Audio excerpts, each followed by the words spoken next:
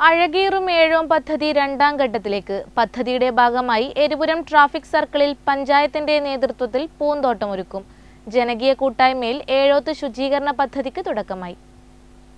അഴകേറും ഏഴോം എന്ന പദ്ധതി യാഥാർത്ഥ്യമാക്കുകയാണ് ഏഴോം ഗ്രാമപഞ്ചായത്തിന്റെ പുതിയ ഭരണസമിതി. മുൻകാലങ്ങളിൽ നടപ്പിലാക്കിയ പദ്ധതി മികച്ച രീതിയിൽ തുടരുകയാണ് പഞ്ചായത്തിന്റെ പുതിയ ഭരണസമിതിയും. ഇതിന്റെ ഭാഗമായി ഏഴോം ഗ്രാമപഞ്ചായത്തിലെ എരിപുരം ട്രാഫിക് സർക്കിൾ പൂന്തോട്ടമാക്കി മാറ്റും. കാട് പിടിച്ചു കിടക്കുന്ന പ്രദേശത്ത് ശുചീകരണ പ്രവൃത്തി നടത്തി.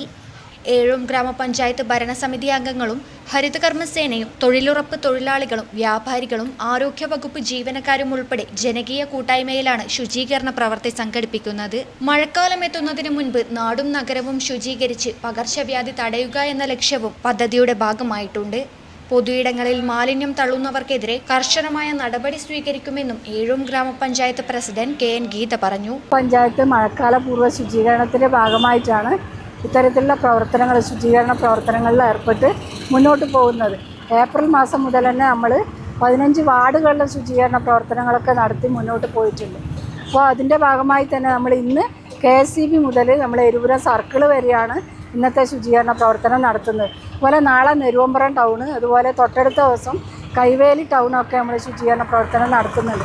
അതിൻ്റെ ഭാഗമായി നമ്മൾ പഴയങ്ങാടി ബസ് സ്റ്റാൻഡ് 15-ാം തീയതി പഴയങ്ങാടി ബസ് സ്റ്റാൻഡ് ശുചീകരിക്കാൻ വേണ്ടി ഒരു ഡേറ്റ് കണ്ടിട്ടുണ്ട്. അതിൻ്റെ ഭാഗമായി അതും നടത്തും. അപ്പോൾ ഒരു ശുചീകരണ പ്രവർത്തനം എന്നുള്ളത് ഒരു തുടർ പ്രവർത്തനമാണ്. നമുക്കറിയാം, ഒരു ദിവസം 2 ദിവസം കൊണ്ട് നിർത്തേണ്ടതല്ല, നമുക്കൊരു തുടർ പ്രവർത്തനമാണ്. പക്ഷേ ഇപ്പോഴും നമ്മൾ മഴക്കാലത്തിന് മുന്നെയാണ് ഈ ഒരു ശുചീകരണ പ്രവർത്തനം നടത്തുന്നത്. തിടിൽ Raveendran, A Sreekala, Lekha Lineesh, K Shiji, MV Rajeevan, K Manisha, K Shiji, T Preetha, Shiny BP, പ്രിയ എന്നിവരും നേതൃത്വം നൽകി. News bureau, Pazhayangadi.